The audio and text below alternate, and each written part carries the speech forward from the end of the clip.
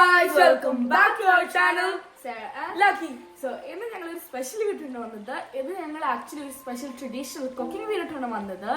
ഇന്ന് മോണ്ടി തേഴ്സ്ഡേ ആയിട്ട് വ്യാമണ് ഷെയർ എങ്ങനെ പെസഹ അപ്പം പെസഹ പാലം ഉണ്ടാക്കണമെന്ന്. ഇതൊരു ട്രഡീഷണൽ കുക്കിംഗ് വീഡിയോ ആയിക്കൊണ്ട് ഞാൻ അമ്മാനെയാണ് വിളിക്കുന്നത് ഈ വീഡിയോ കാണിക്കാൻ. So come let's see how to make Pesaha appam and പെസഹ പാലം. സോ നമുക്ക് പെസഹ അപ്പം ഉണ്ടാക്കാനുള്ള ഇൻഗ്രീഡിയൻസ് ആദ്യമായി ഒന്ന് കാണാം. അതിന് വേണ്ടിയിട്ട് 1 ഗ്ലാസ് അരിയും 1/2 ഗ്ലാസ് ഉഴുന്നും സോക്ക് ചെയ്ത് ഡ്രെയിൻ ചെയ്ത് വെച്ചിരിക്കുന്നതാണിത്. ഇത് 1 കപ്പ് ഗ്രേറ്റഡ് തേങ്ങയാണ്. കുറച്ച് ഒരു 6 മുതൽ 8 പീസ് വരെ ചെറിയ ഉള്ളിയാണ്. 2 കഷ്ണം വെളുത്തുള്ളി, 1 പിഞ്ച് ചെറിയ ജീരകം. അപ്പം ആചാരപരമായിട്ട് പെസഹ വ്യാഴാഴ്ച ഉണ്ടാക്കുന്ന അപ്പമാണ് പെസഹ അപ്പം. ഇതിന് പുളിപ്പില്ലാത്ത അപ്പം എന്നും പേര് പറയും. സോ നമുക്ക് ആദ്യം അരിയും ഉഴുന്നും നന്നായി അരച്ചെടുത്തതിന് ശേഷം ബാക്കിയുള്ള വീഡിയോ കാണാം. അരിയും ഉഴുന്നും ഇവിടെ അരച്ചെടുത്തുകൊണ്ട് വന്നിട്ടുണ്ട്. അതൊരു പാത്രത്തിലേക്ക് നമുക്ക് മാറ്റാം. അടുത്തതായി നമ്മൾ അരച്ചെടുക്കുന്നത് ഈ മിക്സ് ആണ്. ഇത് ഒരുപാട് ഫൈൻ പേസ്റ്റ് ആയിട്ട് അരയ്ക്കേണ്ട, ഒരു കോഴ്സ് ആയിട്ട് അരച്ചെടുത്താൽ മതി. സോ ഇത് നമുക്ക് നെക്സ്റ്റ് അരച്ചെടുത്തിട്ട് വരാം. സോ അടുത്തതായി തേങ്ങ അരച്ച മിക്സ് നമുക്ക് ഇതിനോട്ട് ചേർത്ത് വെക്കാം.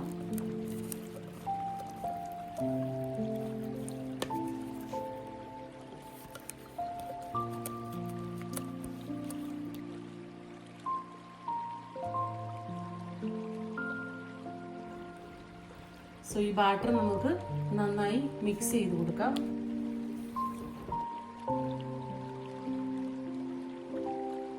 ഇത് ഒരുപാടൊരു ലൂസ് കൺസിസ്റ്റൻസി ഒന്നുമല്ല, ഇത്തിരി തിക്കായിട്ടിരിക്കുന്ന മാവാണ്.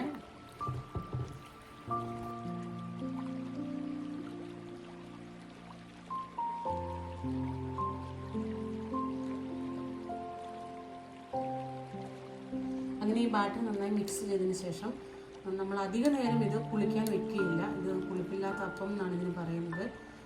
മാക്സിമം ഒരു 15 മുതൽ 20 മിനിറ്റ് വരെ വെക്കുകയുള്ളൂ. സോ അത്രയും സമയം നമുക്കിതിവിടെ അടച്ചു വെക്കാം.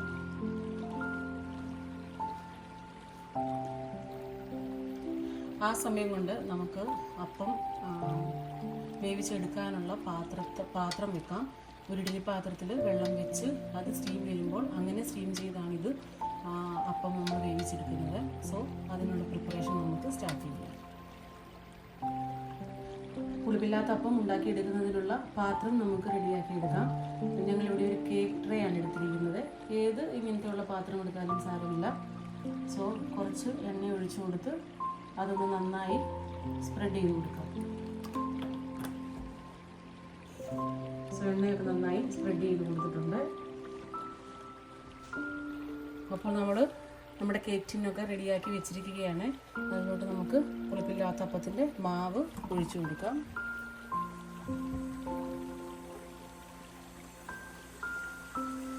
ഏത് ട്രേ ആണോ ഉപയോഗിക്കുന്നത്, ഏത് പാത്രമാണോ ഉപയോഗിക്കുന്നത്, അതിൻ്റെ ഒരു പകുതി വരെ വരുന്ന രീതിയിൽ ഒഴിച്ചാൽ മതിയായിരിക്കും.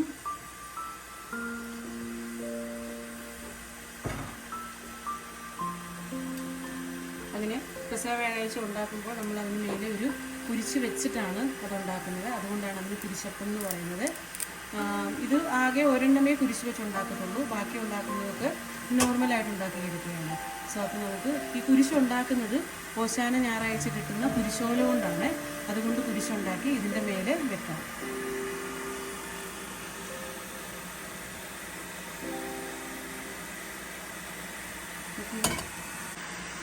അങ്ങനെ കുരിശ് വെച്ചിരിക്കുകയാണ്. കുരിശിൻ്റെ എഡ്ജ് മാവിൽ ഇച്ചിരി മുങ്ങിപ്പോയെന്ന് തോന്നുന്നു. സാരമില്ല. ഇനി നമുക്ക് ഈ പാത്രം അടച്ചു കൊടുക്കാം. ഏകദേശം ഒരു 20 മിനിറ്റാണ് ഇത് വേവിക്കാനുള്ള സമയം. സോ ഒരു മീഡിയം ഫ്ലെയിമിൽ 20 മിനിറ്റ് വേവിച്ചതിന് ശേഷം നമുക്ക് തുറന്ന് നോക്കാം. അങ്ങനെ നമ്മുടെ പെസഹ അപ്പം ഇവിടെ വേകാൻ തുടങ്ങിയിട്ട് ഏകദേശം 20 മിനിറ്റ് ആയിട്ടുണ്ട്. സ്ക്യൂർ വെച്ച് കുത്തി നോക്കിയപ്പോൾ നന്നായിട്ട് വെന്തെന്ന് കണ്ടു. നമ്മുടെ കുരിശോല ആക്ച്വലി ഇത്തിരി അതിനകത്തോട്ട് ഡീപ്പായി പോയി. സാരമില്ല, എങ്കിലും നല്ല പെർഫെക്റ്റ് ആയിട്ട് വന്നിട്ടുണ്ടെന്ന് വിശ്വസിക്കുന്നു. നമുക്കിനി ഇതെടുത്ത് മാറ്റി തണുക്കാൻ വേണ്ടി വെക്കാം. പുളിപ്പില്ലാത്ത അപ്പത്തിൻ്റെ കൂടെ അത് കൂട്ടി അത് മുക്കി കഴിക്കാൻ നമ്മൾ സാധാരണ വീടുകളിൽ ഉണ്ടാക്കുന്നത് പെസഹ പാലാണ്. അപ്പോൾ ആ പെസഹ പാൽ നമ്മൾ ഉണ്ടാക്കുന്നത് ഫ്രഷ് കോക്കനട്ടിൽ നിന്നാണ്. അപ്പോൾ നമ്മളിവിടെ ചെറിയ കോക്കനട്ടാണ് കിട്ടിയിരിക്കുന്നത്. അങ്ങനെ നമ്മൾ മൂന്ന് മുഴുവൻ തേങ്ങ പൊട്ടിച്ച് വെച്ചിരിക്കുകയാണ്. ഇനി ഇതിൻ്റെ പാലെടുത്ത് ഇത് വെച്ചാണ് നമ്മൾ പെസഹ അപ്പം കഴിക്കാനുള്ള പെസഹ പാൽ ഉണ്ടാക്കുന്നത്. നമ്മൾ കാണിച്ച 3 തേങ്ങ ചെറുതായിട്ട് ഗ്രേറ്റ് ചെയ്തെടുത്ത് മിക്സിയിൽ ചെറുതായിട്ടൊന്ന് ക്രഷ് ചെയ്തതിന് ശേഷം സ്ട്രെയിൻ ചെയ്തെടുക്കുന്നതാണ്. അപ്പോൾ ആദ്യത്തെ പാല് അവിടെ എടുത്ത് വെച്ചിട്ടുണ്ട്, ഇത് 2ാം പാലാണ്. അങ്ങനെ 2 പ്രാവശ്യമാണ്. മൊത്തം നമ്മൾ ആ 3 തേങ്ങയിൽ 1.5 ഗ്ലാസ് വെള്ളം ഒഴിച്ച് മിക്സിയിൽ ക്രഷ് ചെയ്തെടുത്തിട്ട് നന്നായിട്ട് പിഴിഞ്ഞെടുക്കുന്നതാണ് 1ഉം 2ഉം തേങ്ങാപ്പാൽ. ഇപ്പോൾ നമ്മളിവിടെ 250 ഗ്രാം ശർക്കര മെൽറ്റ് ചെയ്യാൻ വേണ്ടി വെച്ചിട്ടുണ്ട്. അത് നന്നായിട്ട് മെൽറ്റായി വന്നതിന് ശേഷം ഉരുക്കിയെടുക്കാം. ഉരുക്കിയിട്ട് അരിച്ചെടുക്കാം. നമുക്ക് ഉരുക്കി വെച്ചിരിക്കുന്ന ശർക്കര അല്പം തണുത്തതിന് ശേഷം നമുക്ക് അരിച്ചെടുക്കാം. സാധാരണ ഇവിടുത്തെ ശർക്കരയിൽ അങ്ങനെ ഒരുപാട് അഴുക്കൊന്നും ഞാൻ കണ്ടിട്ടില്ല. എങ്കിലും ഒന്ന് മേക്ക് ഷുവർ ചെയ്യാൻ വേണ്ടിയിട്ട് നമുക്കൊന്ന് അരിച്ചെടുക്കാം.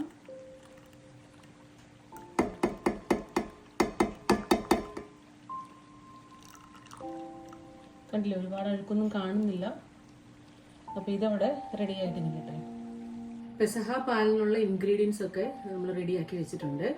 അതേതൊക്കെയാണെന്ന് കാണാം. ഇത് തേങ്ങയുടെ 1ാം പാല്, ഇത് 2ാം പാല്, അതിനുശേഷം ശർക്കര ഉരുക്കിയത് റെഡിയാണ്. പിന്നെ യൂഷ്വലി പാളയംകോടൻ പഴമാണ് അല്ലെങ്കിൽ ഞാലിപ്പൂവൻ പഴമൊക്കെയാണ് നമ്മളിതിൽ അരിഞ്ഞിടുന്നത്. ചില സ്ഥലത്തോട്ടൊക്കെ പഴമിടാതെയും ഉപയോഗിക്കാറുണ്ട്. നമുക്കിവിടെ ഇങ്ങനത്തെ പഴമാണ് കിട്ടുന്നത്. അതുകൊണ്ട് ഒരു ചെറിയ പഴം കുഞ്ഞു പീസ് ചെയ്ത് വെച്ചിട്ടുണ്ട്. പിന്നെ തിക്നെസ്സിന് വേണ്ടി റൈസ് വറുത്ത് വെച്ചിരിക്കുന്നതാണ് 2 സ്പൂണ്. പിന്നെ ചുക്ക്, ഏലക്ക, ജീരകം, പിന്നെ അരിപ്പൊടിയുണ്ട്. ഇത് വറുത്ത അരിപ്പൊടിയാണ്. ഇതും നമ്മൾ ചെറുതായിട്ട് വെള്ളത്തിൽ കലക്കി ഒരു തിക്നെസ്സിന് വേണ്ടി, ഈ പാലിൻ്റെ ഒരു തിക്നെസ്സിന് വേണ്ടി അതനുസരിച്ച് ചേർക്കാറുണ്ട്. ഇതൊരു 3 ടേബിൾ സ്പൂൺ റൈസ് പൗഡറാണ് ഞാനിവിടെ എടുത്ത് വെച്ചിരിക്കുന്നത് വറുത്തത്. ഇത് ആവശ്യാനുസരണം നമുക്ക് ചേർത്ത് നോക്കാം. അപ്പോൾ ഇതൊക്കെയാണ് ഇൻഗ്രീഡിയൻസ്. ഇനി ഇതുപയോഗിച്ച് എങ്ങനെയാണ് പെസഹ പാൽ ഉണ്ടാക്കുന്നതെന്ന് നമുക്ക് നോക്കാം. വെച്ചിരിക്കുന്ന 2 സ്പൂൺ അരി വറുത്ത് എടുക്കാം. അപ്പം മീഡിയം ഫ്ലെയിമിലിട്ട് നന്നായിട്ടൊന്ന് ഡ്രൈ റോസ്റ്റ് ചെയ്തെടുക്കാം. അടുത്തതായി നമുക്ക് എടുത്തു വെച്ചിരിക്കുന്ന ജീരകവും ഏലക്കായും ചുക്കും കൂടെ ചെറുതായിട്ടൊന്ന് ഡ്രൈ റോസ്റ്റ് ചെയ്തെടുക്കാം. ചെറുതായിട്ടൊന്ന് ചൂടാക്കിയാൽ മതി. പിന്നീട് നമ്മളിത് ചതച്ചാണ് പെസഹ പാലിൽ ഇടുന്നത്. പെസഹ പാൽ ഉണ്ടാക്കുന്നതിനുള്ള പാത്രം നമുക്ക് അടുപ്പിൽ വെക്കാം. ഇപ്പോൾ ഫ്ലെയിം ഓൺ ചെയ്തിട്ടില്ല. യൂഷ്വലി നമ്മൾ അധികം ഉപയോഗിക്കാത്ത ഒരു പുതിയ പാത്രമാണ് ഉപയോഗിക്കുന്നത്. എപ്പോഴും നമ്മൾ വളരെ ആചാരപരമായിട്ട് ഉണ്ടാക്കുന്നത് അങ്ങനെയാണ്. സോ പാത്രം വെച്ചിട്ടുണ്ട്. ഇനി നമുക്ക് ഇൻഗ്രീഡിയൻസ് ഓരോന്നായിട്ട് ചേർക്കാം. തേങ്ങയുടെ 2ാം പാല് നമ്മൾ അരിച്ചെടുത്ത് വെച്ചിരിക്കുന്നതാണ്. എങ്കിലും ഒരു പ്രാവശ്യം കൂടി ഞാൻ അരിച്ച് അതിലോട്ട് ഒഴിക്കുകയാണ്. ഇത് 2ാം പാലാണ്. ഇതിലോട്ട് നമുക്ക് വറുത്ത അരിപ്പൊടി 2 സ്പൂൺ അരി വറുത്ത് പൊടിച്ചത് ചേർക്കാം. നന്നായി ഇളക്കി കൊടുക്കാം. ഫ്ലെയിം ഓൺ ചെയ്തിട്ടില്ല. ഈ വറുത്ത അരിപ്പൊടി ചേർക്കുമ്പം നല്ലൊരു സ്മെല്ലും വേറൊരു നല്ല ടേസ്റ്റുമായിരിക്കും. അതിനുശേഷം നമുക്ക് വറുത്ത അരിപ്പൊടി ചേർക്കാം.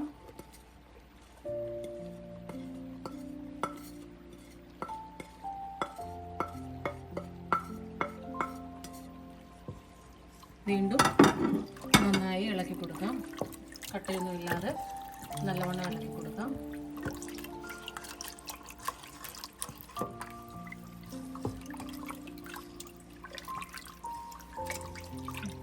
അതിനുശേഷം നമുക്ക് ശർക്കരപ്പാനി ചേർക്കാം.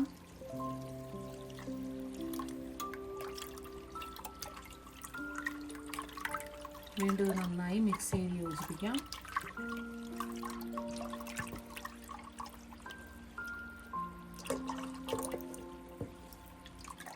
ഫ്ലെയിം ഇപ്പോഴും ഓഫാണ്.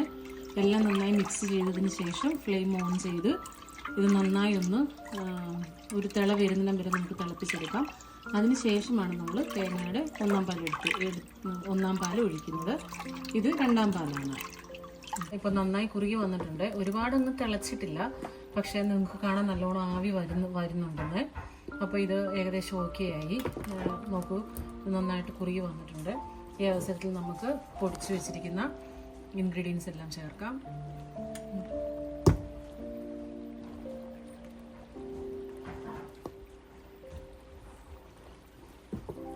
ബാലൻസ് ചെയ്യുന്നതിനായിട്ട് നമുക്ക് ഒരു നുള്ളു ഉപ്പ് ചേർക്കാം.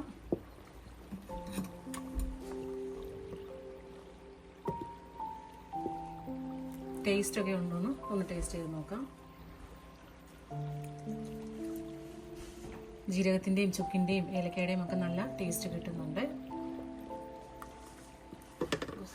ഇതിനുശേഷം നിങ്ങൾക്ക് പഴം ചേർക്കാൻ താല്പര്യമുള്ളവരാണെങ്കിൽ ഈ സമയം സ്ലോലി പഴം ആഡ് ചെയ്യാം. ഇളക്കി കൊടുക്കാം. പിന്നെ നമുക്കിത് കുരിശോല ചേർക്കാം. ഫൈനലി 1 പാൽ ചേർത്ത് ഇളക്കാം.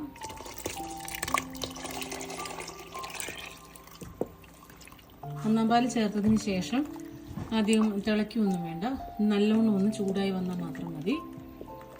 നല്ലോണം എല്ലാം മിക്സ് ചെയ്തെടുക്കാം.